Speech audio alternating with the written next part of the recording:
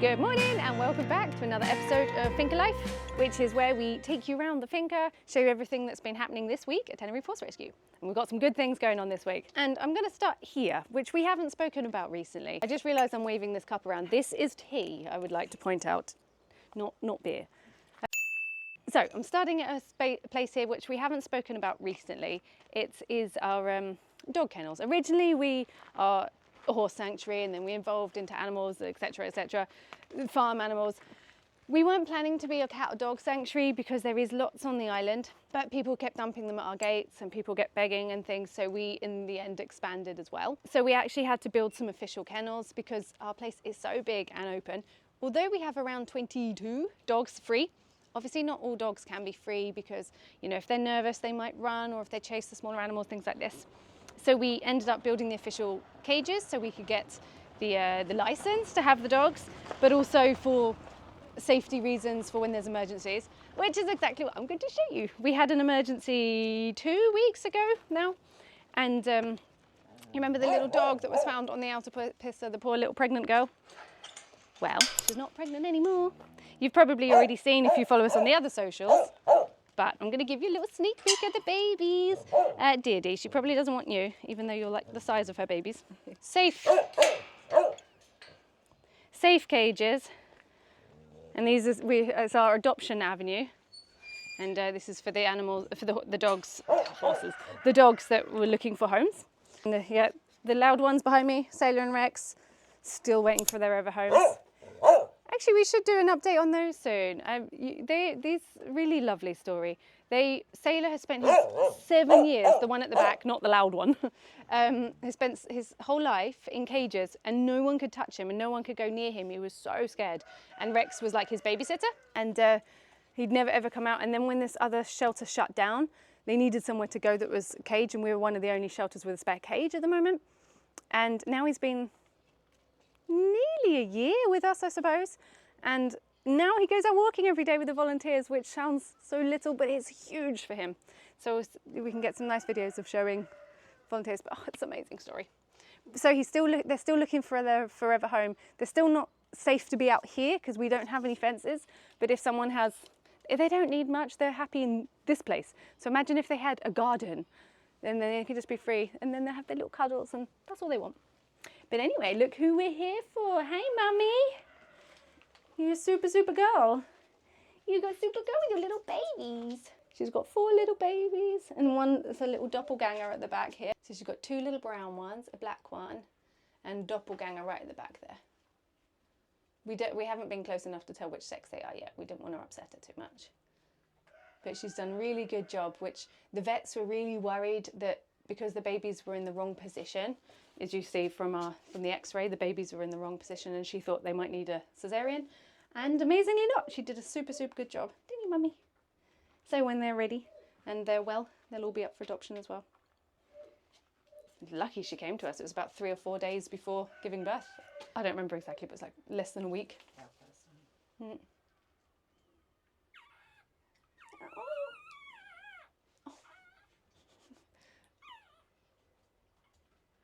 Little puppy noises.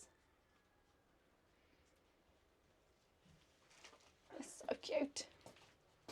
Good job, Mummy. They're so cute. Well done. I know we don't really want more puppies because there is so many dogs abandoned on this island and they're everywhere, and look at them wiggling out from under the feet, under a leg. And it's the importance that people should castrate and sterilise their dogs, but you can't help but think how cute they are when they are here. And we will make sure that these are not formal that end up in a shelter. They will have their perfect home, and if they cannot find perfect homes, then they stay here for a perfect home. But hopefully they're cute and little, and we'll find you perfect little homes. Oh, good noise. I don't know if you can hear it. Good job, Mummy. Right, we'll leave you in peace. Such a cute noise. Hey, you guys, we're locked in. It's rusty and I can't get out. There we go. We're out. Oh, let's take my mug of beer. I can still hear them. While I'm here, before I walk away, I thought, Jessup, show the charity shop, because in case you didn't know, we have a charity shop on the finca. So when people give us donations and things like this, so we sell them, and then the money obviously to the animals. It's our cute little charity shop. How to use a container, so clothes, and it's all really cheap. Everything's like €2. So come find yourself a bargain. Shoes, books, kids' clothes, like a treasure trove of stuff.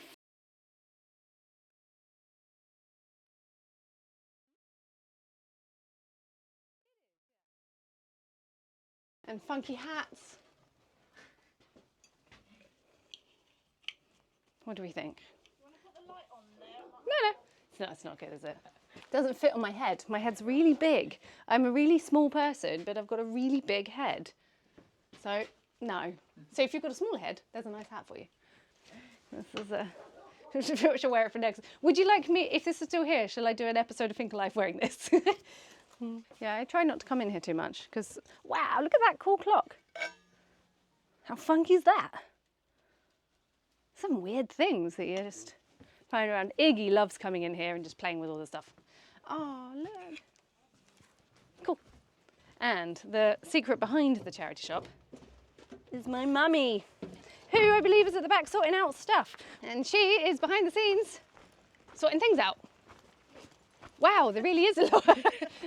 Here you find Mum with Matt. Wow. Is this... Doesn't have this many dresses and clothes. Is this all clothes? I don't know if you heard what she said there, but she said, how does one person have all this?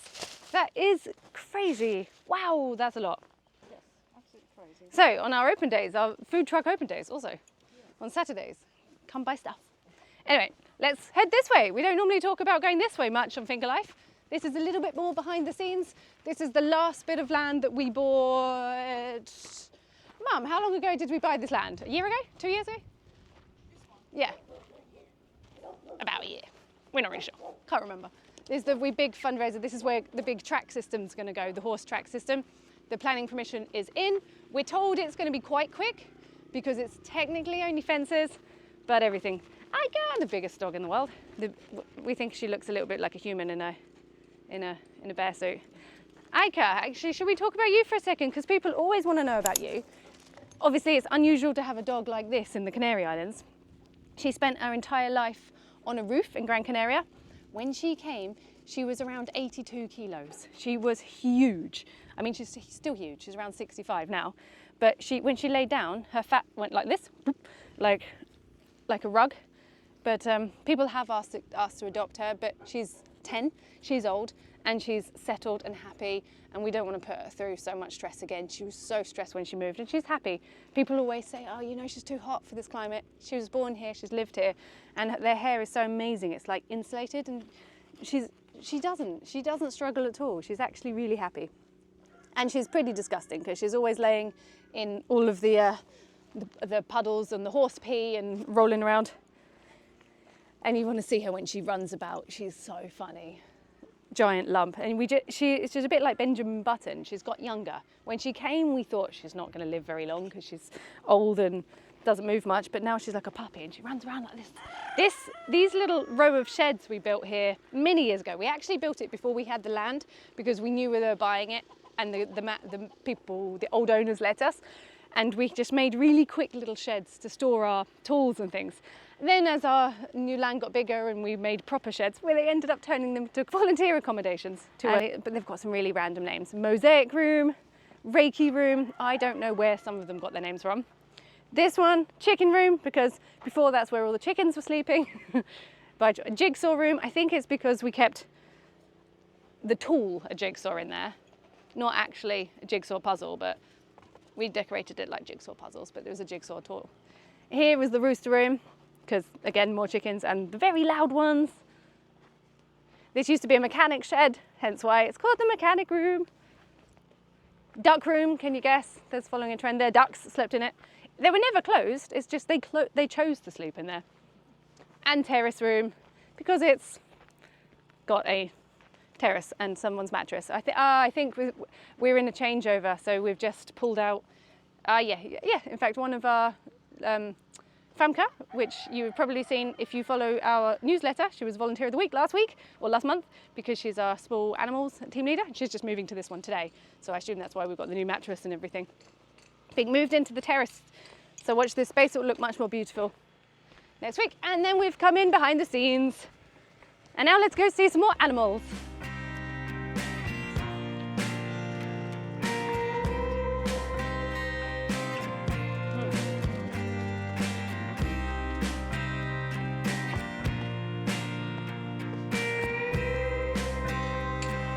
Close up of my one sock. I have think I got a sock in there, it's just down. This is where we keep our fridges. No, this is where we store stuff, as you can see what it is. Mouse and rat proof. And it's a perfect way, they're go wasted in the bin, we can get them when we store stuff.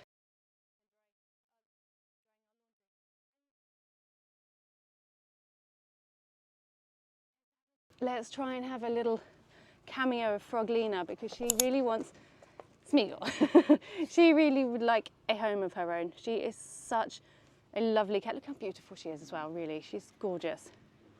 But we have so many cats here and you can tell which ones, some just love Finca Life and they're just running around all over the place, and some just pick a spot and pick a person, they just want to stay still and you know that they want a home, and she's one of them. She's a house cat. She wants a house. She wants a home and a house. And oh, tickly bum, bum tickles. And she's so sweet, but for some reason no one's adopted her yet. And a big fat jelly belly because she had babies. She was found on the outer pista pregnant as well. Apparently that's a common story. Yeah, theme. So we'll try and get you a home, Froglina. I mean, who doesn't want a cat called Froglina? It's the coolest name ever. Let's go see the goats. So we're going to go see some goats. Mare is very old. We don't know exactly how old, but we rescued her in 2017 and she was already rescued. She's had a really, they say cats have 9 lives. Mare has 9 lives. So a little bit about Mare before we go in there. She may try and headbutt you. Don't be scared. We like it because she started doing it again, meaning she feels well. She's always had so much attitude, but she got attacked by dogs when she was a baby before she came to us and they ripped her ears. And then she had phantom pregnancies that couldn't drink the milk and she got abscesses and nearly died through this. Then a few years ago she got some infection, vets didn't know what it was. I mean, vets probably could, but it's hard to get goat vets on the island. They don't really exist, only for like the farms and stuff. So you sort of have to do the best with what you got. And then, unfortunately, a few months ago, we had an outbreak of mange. I don't know how it happened. Dogs, we don't need you. She will headbutt you. So she's been put into a little bit of a quarantine area. Guys, out of the way. So we can give her more food and treat and bath her. She just dropped weight so quickly, like unbelievable. And all her hair fell out. And guys, come on, go away. And now she looks amazing. And she's come back to life again. We were convinced that she wasn't going to come back to life again this time. Come on, guys. Right, out, Smeagol, out. Hi, guys. So normally, there you go, she's going to headbutt you. Hey, Mare. So this is Mare. She is old. When she was younger, she did that and it was much less friendly and more scary, huh? But she's a funny little thing. Normally the goats all live here and it goes up and around the back and they've got a big space, but we brought them in here just so we could monitor and make you better. But look how fat you are again now. You were so skinny, we lost all of your hair. We put Heidi in here as well just to keep her company. Heidi's not so friendly with people. She's gonna headbutt you. Hey, Mare. And it's so good to see her recovering. But if you see with her ears, she's got all of these scars and like this one's fallen apart in bits. Hi. Look at your dirty beard, huh? She's got like tumours and lumps and bumps everywhere, haven't you, love? But you're doing so well now. And I'm thinking that we can probably put you back in with the other goats soon because she's not so tough as them anymore because she's so much older than them. Although she still jumps up and down all over the place. But the others were getting more food and we wanted to bring you in here for special food. And now all your mange is gone and you're all fat and tough again. Heidi as well, she's got another sad story in the past. She had the same, because these two are particularly bred for milk goats, but she had her udders just kept swelling, and but her udders were swelling up, and they couldn't get rid of it because she was supposed to bake milk, and you couldn't get her to stop. She'd never had a baby or anything, but she just kept producing it, and then her udders actually split. They burst open, and imagine like a big bag of milk, and it just burst open. So it was just, I had to put my arm in every day cleaning out from the inside, and again, couldn't believe that she recovered from that, and she's absolutely fine. Never. And in fact, since then, never ever produced milk, so it did her a favour in the long run, but that was awful. Some of these things you don't expect when humans just breed animals to make milk, and we've had so many stories like that. There were pigs, we've even got some now, I mean, I can even point them out. Maisie and Daisy, they're so big because they're bred for meat that their legs can't hold them up because they're too fat. And they just, the body isn't, like their feet can't cope. And we've had chickens that are like this as well, made for meat, and they're too big and their legs can't hold them up because they're just bred for meat and dairy. It's so sad. Yeah, but it's a happy story now. You'll once again come back to life, haven't you? You're like super goat with 9 lives. Right, Bear. Maybe while I just talked about Maisie and Daisy, we point them out. Fun fact of the day. I was named Emma Harriet after goats. My mum named me after her goats. At least they were her favourite goats because she had goats. And then Emma Harriet. So I got named after a goat. Morning. Good morning. As I was talking about the failure of humans for animals, and I might as well show you. Hey guys!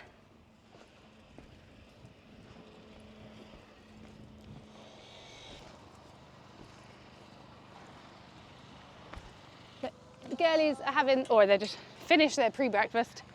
So this is another point of failure of humans. You know, girlies.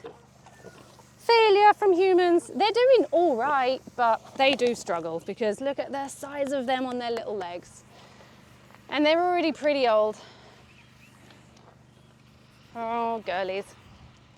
And you were just made to be sausages, weren't you? Made to be sausages. But we can let that happen, huh? Made to be sausages. So sad, isn't it? Look at them, they're lovely. And they're so intelligent, pigs. They're so clever and they're so lovely. Yes. Was that yummy breakfast? We have to quite limit and ration their food a bit because they would eat forever and they literally then can't move. So we give them a very healthy pig diet and then we stagger it throughout the day because otherwise if we just give it to them all at once, boom, gone. And so we try to stagger it because otherwise they just get too fat. Just get too fat, don't you, girlies? Do you remember last week's episode, or the week before, I think, and said we were playing musical animals, where we have to swap them around? This paddock is actually going to go back to donkeys, and they're going to go in the one over there. That's going to be an interesting day, because we have to swap around 3 big pigs, and they've got to go separate from each other, so we have to send 2 this way, and 1 this way at the same time. That's going to be, definitely we'll do that on the day to film, because that will be entertaining. Have you ever tried to move giant pigs? Is not easy. Luckily we have lots of volunteers and we use pallets to like sort of mark them all off and try and herd them. But 2 and 1 coming the other way who's aggressive, that'll be interesting. But it's so they have a nicer space and move them all around. So I think that's probably enough on today's episode. We'll finish it from the pigs and say thanks for watching, guys. And as always, thank you really for watching our videos. If you made it through, particular thank you, because just by watching these videos, you help us rescue animals like Daisy and Maisie. And I did notice that I think it was around 40% of the people who watched our last video have not subscribed. So if you're watching our video and you haven't subscribed, subscribe, because then you see when our videos are coming. But again, it's because you're helping us help them. See, you want them to subscribe, right? That's what Maisie's saying. Subscribe, please. And she says, goodbye. And from the pig's bum.